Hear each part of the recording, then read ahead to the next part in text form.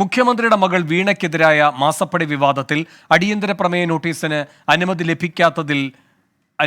ലഭിക്കാത്തതിനാൽ സഭ ബഹിഷ്കരിച്ച് പ്രതിപക്ഷം. എക്സാലോജിക്കിനെതിരായ serious fraud investigation സഭ നിർത്തിവെച്ച് ചർച്ച ചെയ്യണം എന്നാവശ്യപ്പെട്ട് മാത്യു കുഴൽനാടനാണ് അടിയന്തര പ്രമേയ നോട്ടീസ് നൽകിയത്.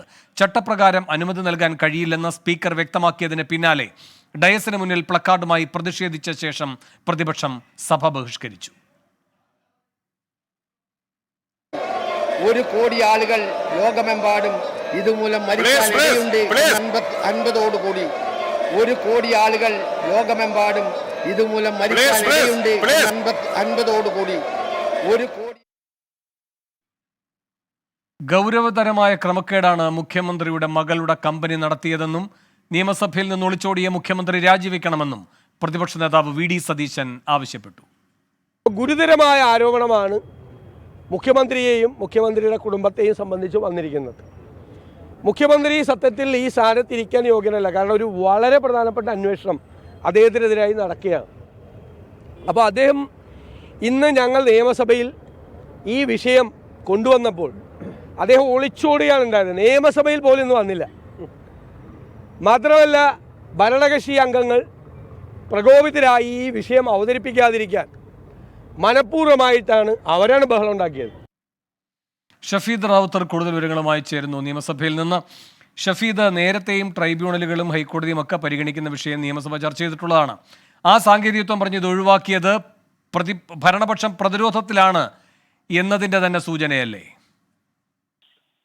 ഇക്കാര്യത്തിൽ നമുക്കറിയാവുന്ന പോലെ തന്നെ വലിയ തരത്തിലുള്ള ആക്ഷേപം ഇതുമായി ബന്ധപ്പെട്ട് മുഖ്യമന്ത്രിക്കും സർക്കാരിനും കേൾക്കേണ്ടി വന്നതാണ്. ഇന്ന് അടിയന്തര പ്രമേയ നോട്ടീസിൽ പ്രധാനമായും മാത്യു കുഴൽനാടൻ ചൂണ്ടിക്കാണിച്ചത് എക്സാലോജിക്കിനെതിരെയുള്ള ROC അതേപോലെ തന്നെ ഇന്ത്യൻ പ്ലാനിംഗ് ബോർഡ് അടക്കമുള്ള കേന്ദ്ര ഏജൻസികളുടെ അന്വേഷണം അത് സഭ നിർത്തിവെച്ച് ചർച്ച ചെയ്യണം. കാരണം എക്സാലോജിക്കും CMRലും നടത്തിയ ഇടപാടിൽ ഒരു സർക്കാർ പൊതുമേഖലാ സ്ഥാപനം കൂടി ഉണ്ട്. അതടക്കമുള്ള കാര്യങ്ങൾ സഭ നിർത്തിവെച്ച് ചർച്ച ചെയ്യണം. ആ സർവീസിന് അല്ലെങ്കിൽ വാങ്ങിയ പണത്തിന് സർവീസ് നൽകിയിട്ടില്ല എന്നുള്ള കണ്ടെത്തൽ ഉണ്ടായിട്ടുണ്ട്. അതായിരുന്നു അടിയന്തര പ്രമേയത്തിലെ വിഷയമായി ഉന്നയിച്ചത്. എന്നാൽ ഈ അടിയന്തര പ്രമേയത്തിനുള്ള നോട്ടീസ് അതിലേക്ക് കടക്കും മുൻപ് തന്നെ സഭയിൽ ബഹളമുണ്ടായി. അടിയന്തര പ്രമേയ നോട്ടീസ് ചട്ടവിരുദ്ധമെന്നായിരുന്നു സ്പീക്കർ പറഞ്ഞത്. അനുവദിക്കാനാകില്ലെന്നും സ്പീക്കർ നിലപാടെടുത്തു. ഇതോടുകൂടി പ്രതിപക്ഷം സഭയിൽ പ്രതിഷേധമുയർത്തി.